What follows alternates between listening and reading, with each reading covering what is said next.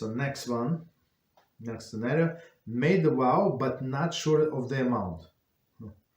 One who made the vow to give tzedakah and now is unsure the exact amount of his commitment should give up to the maximum amount he would normally donates. Let me see how. Okay, let's read finish and we're going to explain. One who committed to give tzedakah to an institution and forgot which one should give that amount to all institutions he may have intended. However, one cannot be forced to do this. Instead, he would be permitted to take amount of the money pledged and let the institution divide it among themselves. A Rav should be consulted as to whether or not one may annul such a vow. So, and that's actually, I think it's from Bava Metzia, and we're going to explain why, like if you never learned that Gemara, so it sounds like a little strange, but we're going to explain. It's very interesting. So one more time this say. So again, our topic, made the vow but not sure the amount. Right? So the person forgot. So one more time, one who made the vow to give tzedakah and now is unsure of exact amount of his commitment should give up to the maximum amount that he would normally donate. So meaning if he he cannot go like any amount, because if he said to himself, I have to give to this institution, right, this amount. So meaning that if he gives a less or minimum, like if he is going to give $1, even though he was thinking about $200, so it's like he did not fulfill his promise. You understand? So in order to fulfill his promise, so it must be like it must be taken into account what is the maximum I could have promised. For example, if I have 250 on my account, so most likely I did not promise everything. Maybe half of it, maybe I don't know, some like 1/3 of it. You understand? But maximum of what could have been, because otherwise he did not fulfill his obligation. I mean, that's straightforward. It's actually from Bava Metzia also. So it says actually, so they gave there a few cases, right? They brought down a few cases, and one of the cases was that the guy comes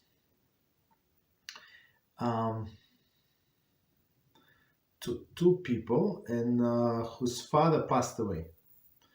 And he said, you know what? I know that one of the guys, one of your fathers, left with me deposit, but I don't remember which one of them. Okay, so basically he comes to the heirs, to the sons, and said, I apologize, but I do not know. So in this case, he must give to both of them, right? Right, because he has to return the money, and now we do not know whom he owes. Okay, so he cannot give half to this one, half to that one. He has to give to two of them. Right. Continue. One who commits to give tzedakah to institution and forgot which one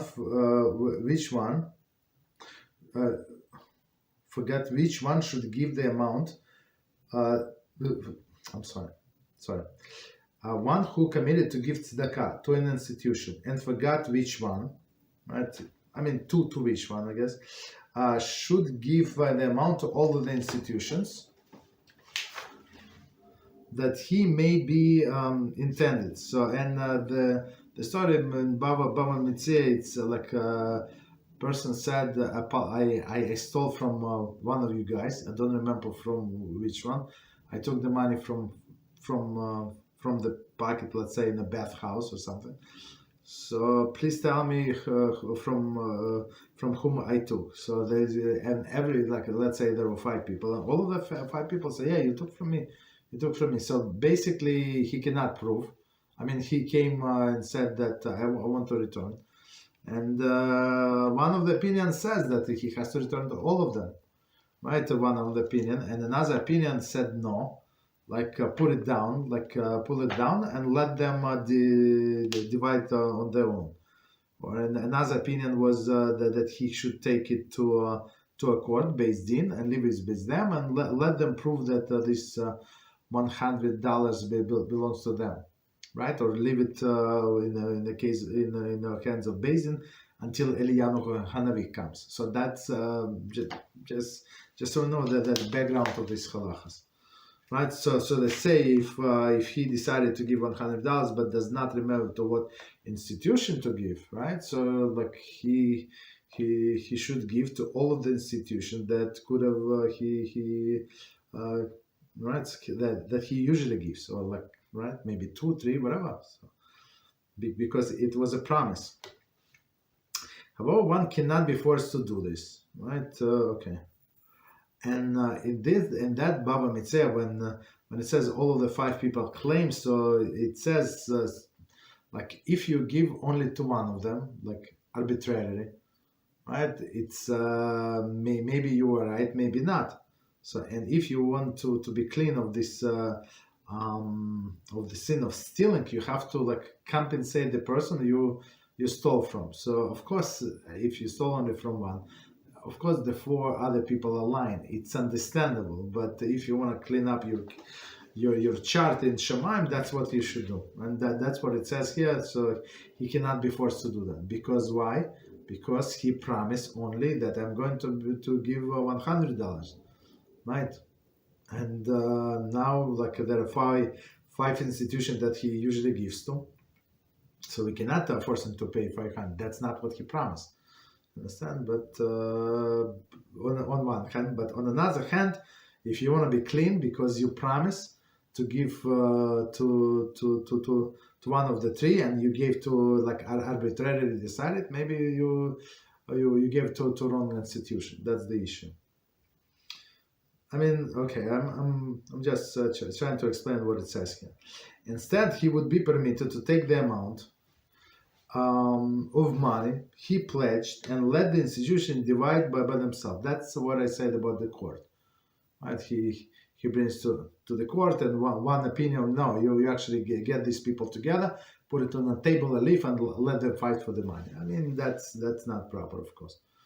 I mean, you can do that. You said, okay, look, you all of 5 of you say that I'm stole for you, but I stole only $100. I did not steal $500. I did not go to the pocket of all of you. So here's the money. I owe 100. I put down, and he leaves. So, and that was one opinion. But people, Rabbi is saying, yeah, it's very nice of you. It's very clever that you return this and say that you stole only 100. But what if the strongest guy is actually a crook, right? And the guy who lost 100 did not get it. How about that, right? A Rav should be consulted as to whether or not one may annul such a vow. So as we understand, it's not such easy to annul a vow because it was said out loud. On the other hand, the institution or Gabbai Tzedakah did not hear it, so it is a way for it to be a little lenient. Okay, any questions on what we said so far?